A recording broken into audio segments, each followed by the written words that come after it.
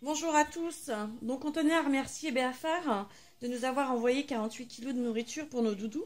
Le seul problème, c'est qu'ils ne les mangent pas, donc c'est du gaspillage. Donc ce qu'on va en faire, tout simplement, on va en faire des friandises. Donc on va tricher. On va feinter un petit peu au niveau des doudous, on leur apporter un petit peu plus de fruits. Donc on va prendre du Béafar en granules, de la poudre de banane, un peu de poudre de blé, parce que d'herbe de blé, pas de blé tout court, parce qu'ils adorent ça, et un petit peu de flocons d'avoine, parce qu'ils adorent ça aussi. Donc avec tout ça, on va prendre une poignée de Béafar, une poignée de flocons d'avoine, que l'on va moudre, ici, voilà, dans une machine, dans un truc normalement qui sert à café, mais moi je m'en sers pour moudre pour les doudous. Donc ça, c'est les extrudés Béafar, pardon, et le flocon d'avoine. On va rajouter donc un petit peu de poudre d'herbe.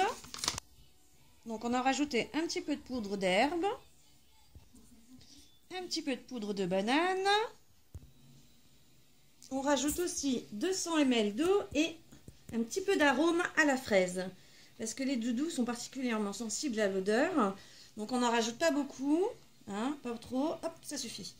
Et ensuite, on va le mélanger donc à toutes les poudres que l'on a faites tout à l'heure. Donc ça donne cette texture-là que l'on va mettre donc dans un plat à four parce qu'on va enfourner au four pour faire griller un petit peu. Donc vous voyez, par contre les vitamines, elles n'y seront plus. Hein, dans le Béafar, il y avait des vitamines, elles n'y seront plus comme on va les cuire. Mais c'est juste pour les friandises, hein, ce n'est pas pour de l'alimentation, c'est juste pour éviter de jeter les extrudés. Donc on va poser dans le plat à four. Comme là, donc j'ai mis un tapis en silicone pour pas que ça colle. Et ensuite, on va rajouter une feuille de sulfuré. Et après, on va tapisser tout le plat pour faire quelque chose de fin. Donc ça sera plutôt... voilà, parce que sinon ça va pas cuire et ça risque d'être trop long. Voilà, on a mis le papier sulfurisé. Et ensuite, on va prendre un rouleau, comme ça. Et on va étaler toute la pâte, tout sur le plat en fait.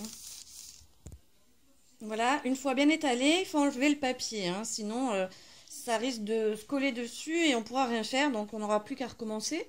Donc je vais enlever le papier, je vais enfourner à 180 degrés pendant 30 minutes. Voilà, vous voyez, c'est bien lissé, c'est pas trop épais parce que sinon ça ne va pas cuire du tout, ça va être tout sec et après ça risque de brûler.